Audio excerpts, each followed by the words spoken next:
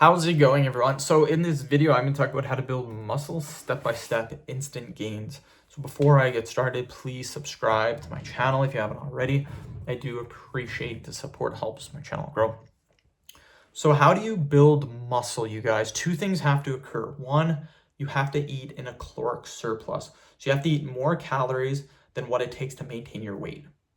The second one is you have to progressively overload. You got to get stronger in the gym somehow.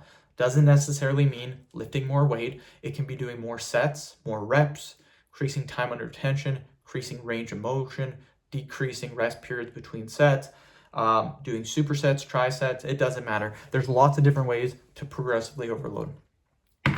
So if I were to take a complete beginner, and I have like hundreds, if not thousands of times, because I'm a personal trainer, I've helped thousands of people build muscle. The first thing that you want to do is we want to prioritize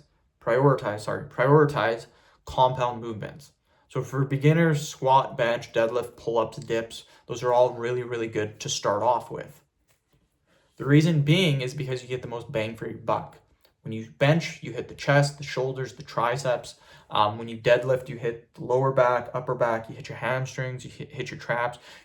You're doing a ton of different muscle groups, and this will allow you to build muscle the quickest. So let's say you're deadlifting 135 pounds for 3 sets of 5 reps.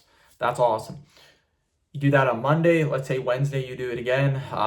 You would do 140. You would try to do 140. And then Friday you would try to do 145. Now, when you're first starting lifting weights, adding these 5 pounds is very, very easy. Like most people that I've trained, by adding 5 pounds every other day or twice a week, they can normally go from about 135 to 225 pretty easily. A lot of people can go 135 to 275 pretty easily. And then after that, you might have to increase your reps a little bit, increase your sets, maybe add in an a variation of the movement.